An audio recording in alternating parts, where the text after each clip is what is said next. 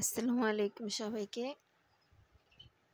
আজকে আমরা পরিণতি ও সুশাসন দ্বিতীয় পত্রের ৭ম অধ্যায় পড়ব। সাংবিধানিক প্রতিষ্ঠান।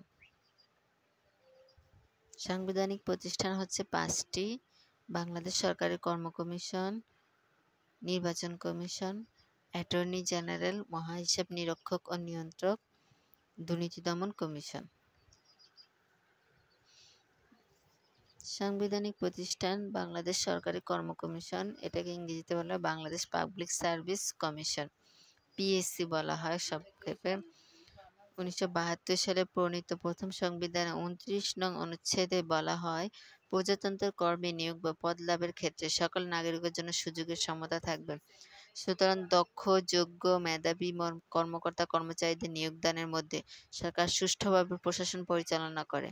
গণপ্রজাতন্ত্রী বাংলাদেশ সরকারি কর্মনিয়োগ বা নির্বাচনের দায়িত্ব পালনের জন্য ১৯৭২ সালে ৮ই এপ্রিল রাষ্ট্রপতি সরকারি কর্ম কমিশন আদেশ জারি করেন। এই আদেশ অনুযায়ী বাংলাদেশ সরকারি প্রথম কর্ম কমিশন এবং বাংলাদেশ সরকার দ্বিতীয় কর্ম কমিশন নামে দুটি কমিশন গঠিত হয়। দুটি কর্ম কমিশন গঠিত হয়, একটি প্রথম আর একটি দ্বিতীয়। প্রথম কর্ম কমিশন প্রথম ও দ্বিতীয় শ্রেণীর গেজেট কর্মকর্তাদের সংগ্রহ, বাছাই, নিয়োগ, পদোন্নতি অন্যান্য সংশ্লিষ্ট কাজের দায়িত্ব নিয়োজিত ছিল। দ্বিতীয় কর্ম কমিশন সরকারি কাজে তৃতীয় চতুর্থ শ্রেণীর নন গেজেটেড কর্মকর্তাদের সংগ্রহ, বাছাই, পদোন্নতি বিভিন্ন বিষয়ের সাথে সংযুক্ত ছিল।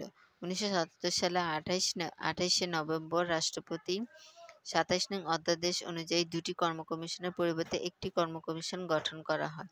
এটি বর্তমানে বাংলাদেশ সরকারি কর্ম কমিশন নামে পরিচিত। বাংলাদেশের সংবিধানে ১৩৭ নং অনুচ্ছেদে থেকে ১৪১ নং অনুচ্ছেদ পর্যন্ত ধারাগুলোই সরকারি কর্ম কমিশনের গঠন, নিয়োগ, পদমর্যাদা, দায়িত্ব, কর্তব্য ইত্যাদি সম্পর্কে আলোচনা করা হয়েছে।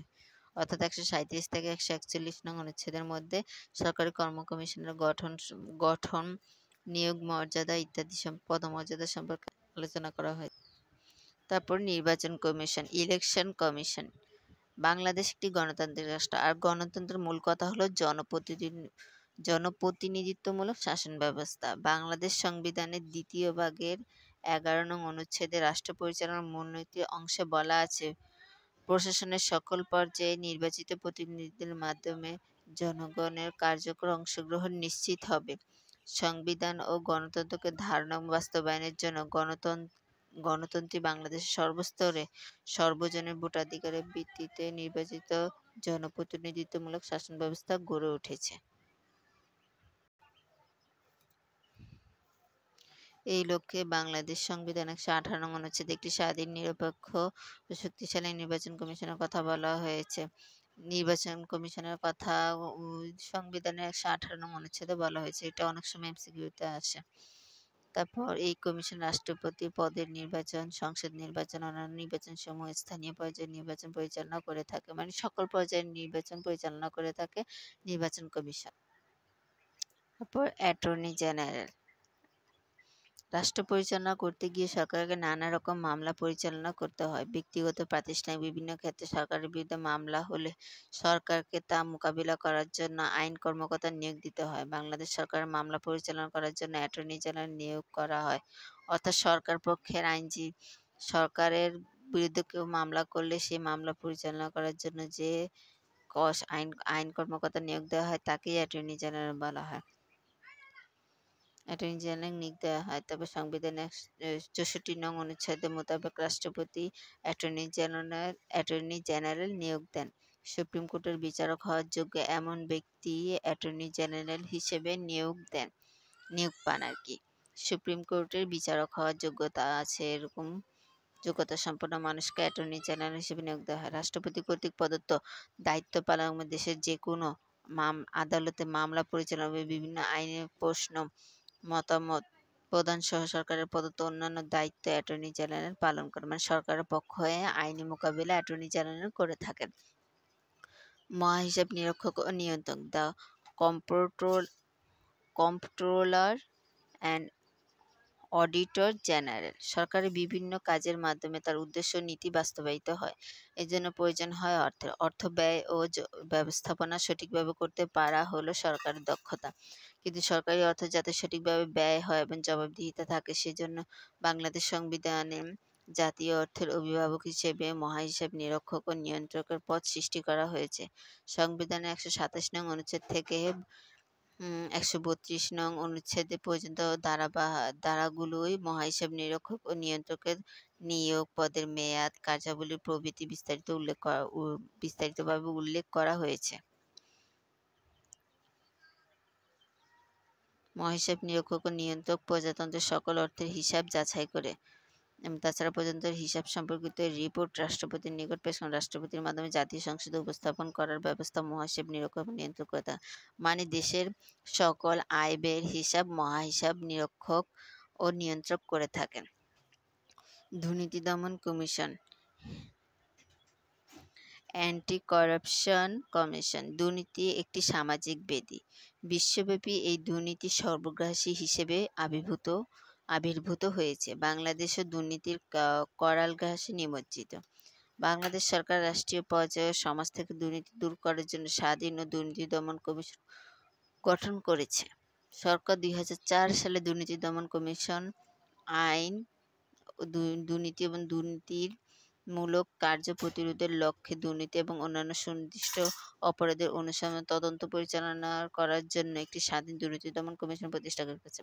কিন্তু এটা বিগত ফ্যাসিস্টের আমলে এটা কোনো স্বাধীন ছিল না, এটা তার কথা মতোই চলতে। যেমন দুর্নীতি দুদকের একজন অফিসার আওয়ামী লীগের কোন নেতা অপরাধ করছে, সেজন্য তাকে জবাবদিহিতা বা গ্রেপ্তারি পরোয়ানা এরকম সংক্রান্ত বিষয়ে ওনার বাড়িতে গেছিল, সেজন্য ওই দুদক কর্মকর্তার চাকরি চলে গেছিল। কিন্তু বর্তমানে এটা স্বাধীন। আর এমসিকিউতে এটা গুরুত্বপূর্ণ প্রশ্ন হচ্ছে যে দুদকের পুনরূপ কি? দুদকের পুনরূপ হচ্ছে দুর্নীতি দমন কমিশন। আর এটা কত সালে প্রতিষ্ঠা হয়? ২০০৪ সালে প্রতিষ্ঠা হয়। সরকারের সাংবিধানিক প্রতিষ্ঠান হচ্ছে ৫টি।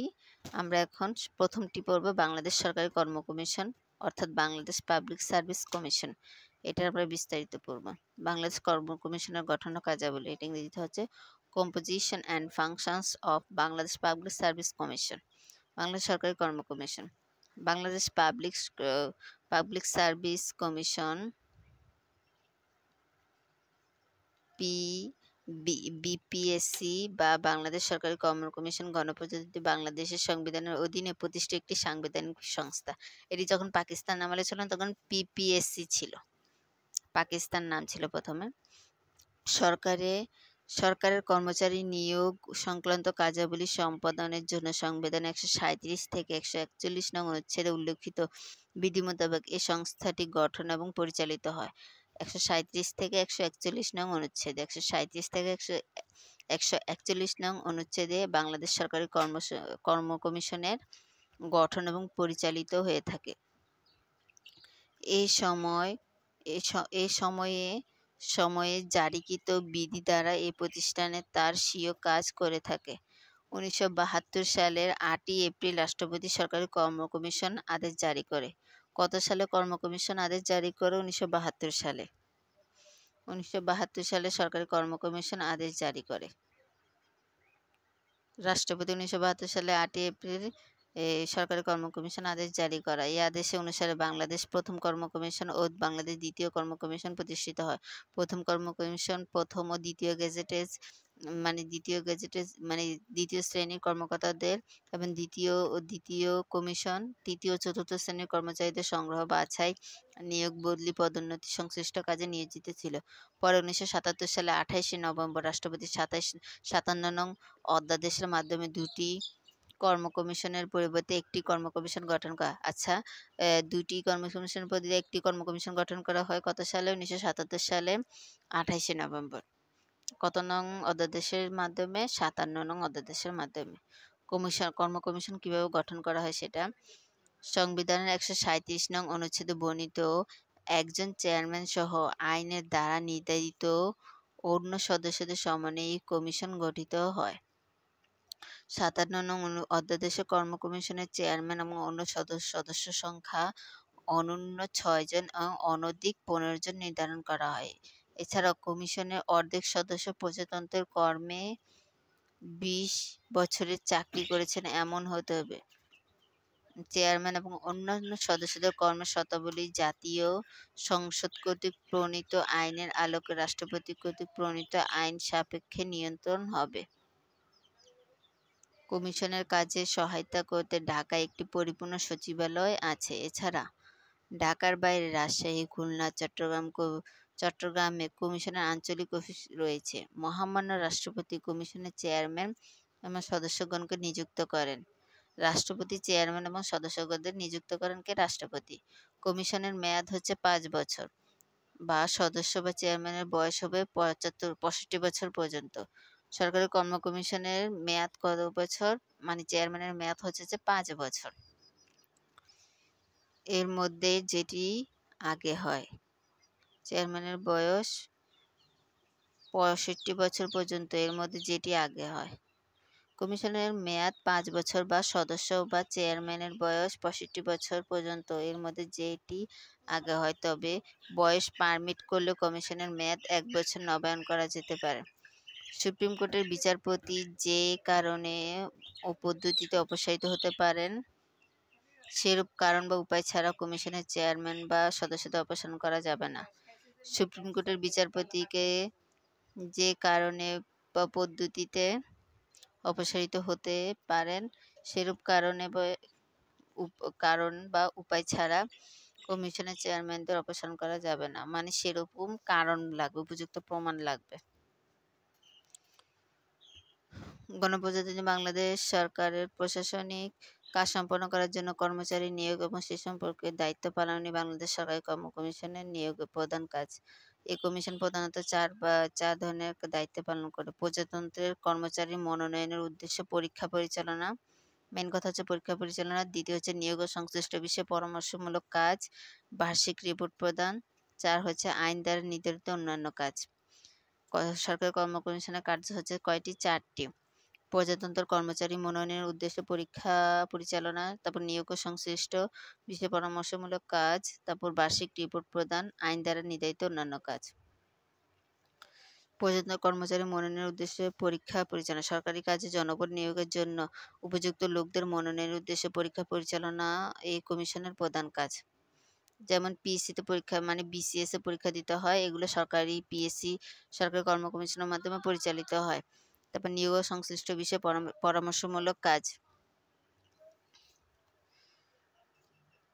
রাষ্ট্রপতি নিয়োগ সংক্রান্ত কোনরূপ পরামর্শ চাইলে তা প্রদান করে কমিশন। যেমন কোনো নিয়োগের যোগ্যতা নির্ধারণ, পদোন্নতি, অবসর ভাতার অধিকার, এক বিভাগ থেকে অন্য বিভাগ প্রতিস্থাপন ইত্যাদি বিষয়ে প্রয়োজনীয় পরামর্শ প্রদান করে প্রশাসনকে সহায়তা করে এই কমিশনের দায়িত্বের মধ্যে পড়ে। বার্ষিক রিপোর্ট প্রদান, কমিশনে প্রতি বছর 1 মার্চে বা তার আগের বছরের জানুয়ারি থেকে ডিসেম্বর পর্যন্ত সমস্ত সমাপ্ত কাজ, 1 বছরের কর্মকাণ্ডের পূর্ণাঙ্গ রিপোর্ট রাষ্ট্রপতি বরাবর পেশ করে। কমিশন প্রতি বছর 1 মার্চ বা তার আগেই আগের বছরের জানুয়ারি থেকে ডিসেম্বর পর্যন্ত সমাপ্ত 1 বছরের কর্মকাণ্ডের পূর্ণাঙ্গ রিপোর্ট রাষ্ট্রপতির নিকট পেশ করে। আইন দ্বারা নির্ধারিত অন্যান্য কাজ, এছাড়া কমিশন আইন দ্বারা নির্ধারিত অন্যান্য কাজ সম্পন্ন করে না। মানে সরকারি কমিশনের 137 থেকে 141 নং অনুচ্ছেদের মধ্যে যে ধারাগুলো রয়েছে, মানে যেইভাবে পরিচালনা করতে হবে, সেই আইনি ধারাগুলো তারা প্রয়োগ করে। আজকের ক্লাসটা কেমন লাগলো কমেন্ট করে জানাবে। আল্লাহ হাফিজ।